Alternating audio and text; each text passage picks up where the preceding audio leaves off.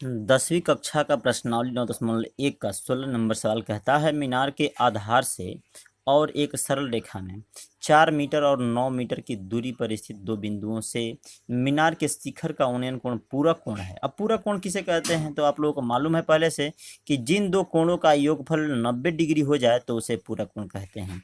यहाँ पर हमको सिद्ध करना है कि मीनार की ऊंचाई 6 मीटर है। इसके लिए हमने एक फिगर बना लिया है, इसको देखिए।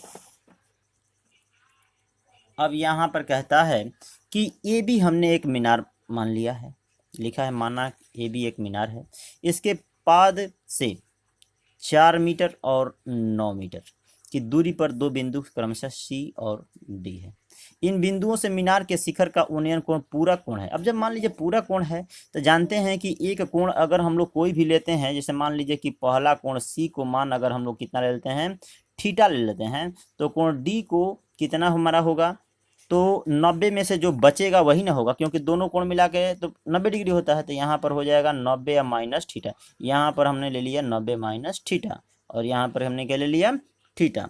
अब हमको क्या करना है कि सिद्ध करना है कि मीनार की ऊंचाई कितना है, 6 मीटर है। देखिए इसको कैसे हल करेंगे, तो पहले हम लोग लेते हैं त्रिभुज किस में, ए बी सी में, त्रिभुज ए बी सी में। यहाँ पर tan कितना डिग्री है, थीटा है, तो tan थीटा बराबर लंब का मान हो गया आपका कितना, ए बी, अब बटा में आधार का मान हो गया बी सी। यहाँ पर इसलिए tan थीटा बराबर हो जाएगा ए बी, अब बाटा में बी सी का मान कितना है, तो 4। इसको इक्वेशन नंबर 1 मान लेते हैं, समीकरण 1 मान लेते हैं।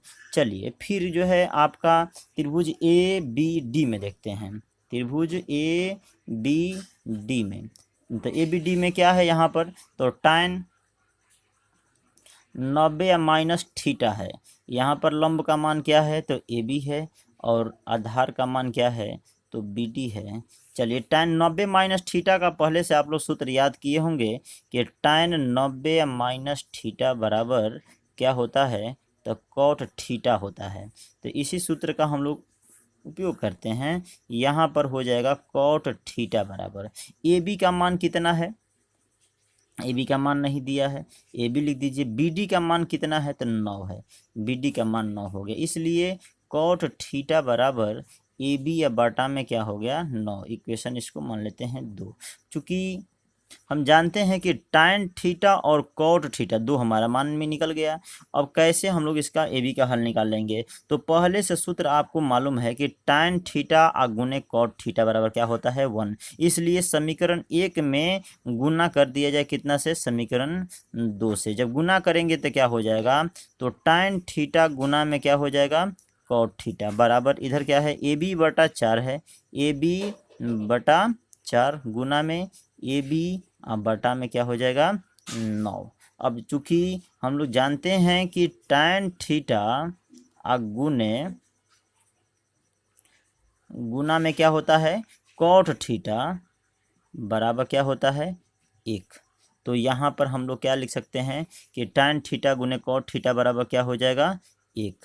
अब बराबर में क्या हो जाएगा, ए बी और ए बी में गुना करेंगे तो क्या हो जाएगा, ए बी का स्क्वायर बटा में 9 चौका 36, बटा में यहाँ पर 1 लेके तिरछा तिरछी गुणा कर दिया जाए तो क्या हो जाएगा, ए बी का स्क्वायर बराबर 36, यानी कि ए बी बराबर क्या हो जाएगा, ए बी बराबर √36, जिसका मान हो जाएगा ±6।